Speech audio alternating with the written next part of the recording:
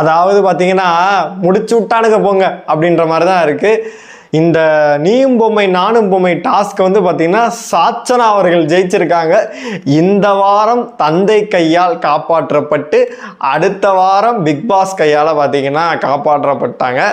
2 வாரம் இந்த தலைவியை யாராலும் அடிச்சுக்கவே முடியாது. போடு சாச்சனா ஃபேன்ஸ் எல்லாம் வெடியை போட்டு கொண்டாடு அப்படின்னு தான் சொல்லணும். அது எப்படி மக்களை இதெல்லாம் இந்த மெடிக்கல் மிராக்கிள் நடக்குது அப்படின்னு தான் தெரில.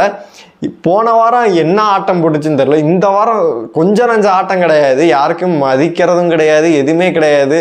முத்து கூட சுற்றிக்கிட்டு அவரோட கேமே ஸ்பாயில் பண்ணிட்டு தெரியுது. எப்படி ஜெயிச்சிச்சுன்னே நம்மளுக்கு தெரில மக்களே. பார்த்தீங்கன்னா சாச்சனா வந்து இந்த நீயும் பொம்மை நானும் பொம்மை டாஸ்கில் பார்த்தீங்கன்னா ஜெயிச்சு அடுத்த வாரம் வந்து அந்த நாமினேஷன் ஃப்ரீ, அதாவது அந்த பாஸை வந்து வாங்கியிருக்காங்க. அடுத்த வாரம் யாருமே அவங்களை நாமினேட்டே பண்ண முடியாது, எல்லாம் வன்மத்தை உள்ளே வச்சிருப்பானுங்க.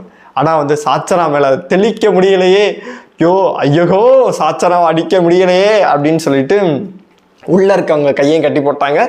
வெளியில் நம்ம ஒன்றும் பண்ண முடியாது. சில பேர் நினைப்பீங்க, ப்ரோ இந்த வாரம் அவங்க நாமினேட்டில் இருக்காங்களா, வெளியில் போக மாட்டாங்களா அப்படின்னு நீங்கள் கேட்கலாம்.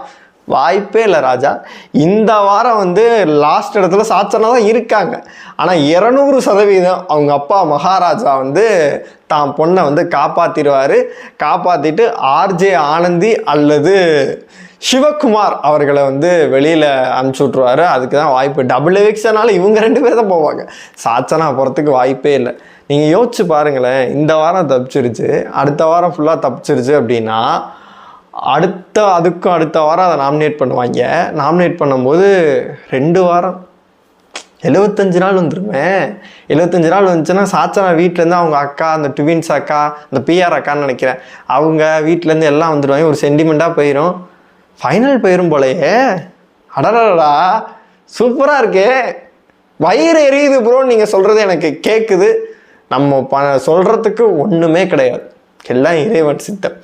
இந்த சீசன் சாச்சனா ஃபைனல் வரணும்னு எழுதி இருந்துச்சு அப்படின்னா நம்மளால் ஒன்றுமே பண்ண முடியாது.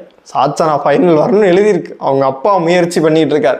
ஏன்னா அது எப்போயோ வெளியில் போக வேண்டியது, முதல் நாளே வெளியில் போக வேண்டியது.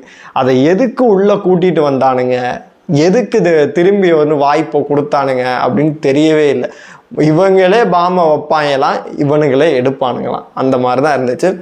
என்னை பொறுத்த வரைக்கும் இந்த நாமினேஷன் ஃப்ரீ வந்து பார்த்திங்கன்னா வேறு யாருக்காச்சும் கிடச்சிருந்துச்சு அப்படின்னா யூஸ்ஃபுல்லாக இருந்திருக்கும்.